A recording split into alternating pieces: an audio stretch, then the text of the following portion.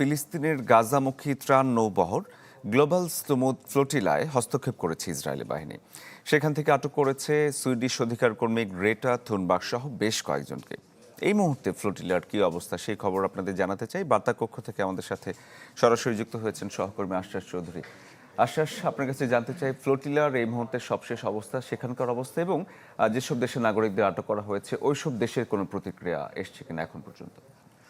শরীফ, গেল এক মাস থেকে ক্ষুধার্ত গাজাবাসীর কাছে খাবার পৌঁছে দিতে এগোচ্ছিলেন এই স্মুথ ফ্লোটিলা, কিন্তু এক রাতে কিন্তু ধীরে ধীরে ম্লান হয়ে গেল সে স্বপ্ন। যদিও একবারে না, এটা একটা পদ্ধতিগত অবস্থায় ধীরে ধীরে করেছিল ইসরায়েল। শুরুতে আমরা দেখছিলাম যে লাইভ সম্প্রচার হচ্ছে, তাদেরকে লাইভ ট্র্যাকার লাগানো ছিল এবং মোবাইল ক্যামেরা ব্যবহার করে তারা লাইভ সম্প্রচার করছিলেন তাদের যাত্রা। এখানে আমরা চোখ রেখেছিলাম ইসরায়েল থেকে যখন গাজা থেকে যখন মাত্র 6 মাইল দূরে তারা, এমন সময় দেখলাম হঠাৎ করে বন্ধ হয়ে গেল এই লাইভ সম্প্রচার একে একে 46টিরই। এরপরে ধীরে ধীরে খবর আসা শুরু হলো যে ইসরায়েলি জাহাজ ঘিরে ফেলেছে তাদেরকে, তারা আন্তর্জাতিক ওয়াটারের উপরে আছে, এরপরেও ইসরায়েলি নৌবাহিনী ঘিরে ফেলেছে তাদেরকে এবং তাদেরকে হুঁশিয়ারি দেওয়া হয় যে এখনই এখান থেকে ফিরে চলে যান, ত্রাণ দিতে চাইলে মানবিক করিডোর ব্যবহার করে তারপর ত্রাণ দিতে হবে, মানে ইসরায়েলের হাতে ত্রাণটা দিতে হবে। কিন্তু এটাতে অস্বীকৃতি জানায় ওই স্বেচ্ছাসেবীরা। কেন? কারণ ইসরায়েলের হাতেই যদি ত্রাণ দিতে হয়, তাদের প্রশ্ন ছিল তাহলে এতদিন ধরে ফিলিস্তিনিরা কেন না খেয়ে আছে। তাই ইসরায়েলের হুঁশিয়ারি উপেক্ষা করেই তারা গাজামুখে যাত্রা শুরু হয়। যখন 5.5 মাইল দূরে, তখনই সবার প্রথমে অ্যাটাক করা হয় এলমাকে। সেখানে কমিউনিকেশন ডিভাইস বন্ধ করে দিয়ে জাহাজে চড়ে বসে আইডিএফের সদস্যরা, নৌবাহিনীর সদস্যরা। এরপর ধীরে ধীরে ক্যাপ্টেন নিকোলাস, এরপরে 2-3টি করে আস্তে আস্তে বেশ কিছু জাহাজে চড়ে বসে আইডিএফ সদস্যরা। এরপরে সেসব জাহাজের সাথে যোগাযোগ বিচ্ছিন্ন হয়ে যায় সম্পূর্ণ। হিরন আরও মিনারেল ওয়াটার মাত্র 50 পয়সায় প্রতি লিটার।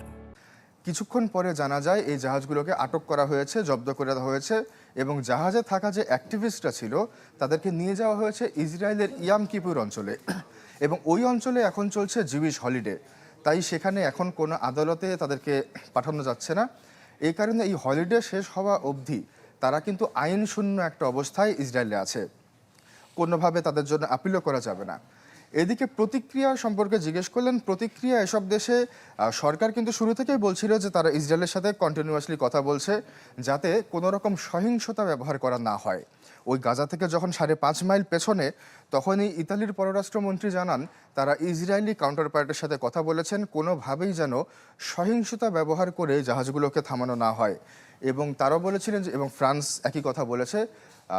বেশ কিছু দেশ থেকে এ ধরনের বিবৃতি এসেছে যে সহিংসতা যাতে না করা হয় এই নিশ্চয়তা তারা দিয়েছে।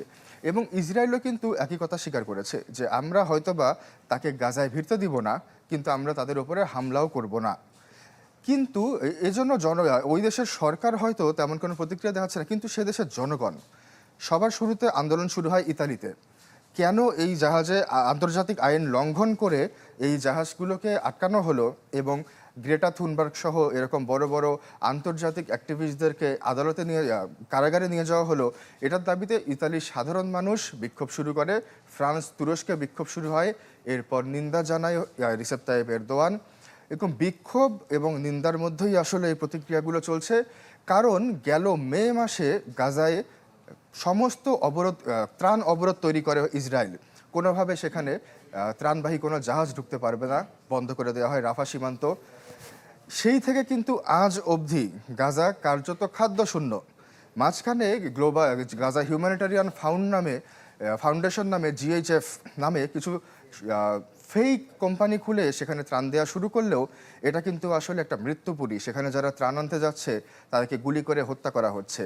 তাই এবং খাবারের অভাবে এখন পর্যন্ত গাজায় 400-র বেশি ফিলিস্তিনির প্রাণহানি হয়েছে।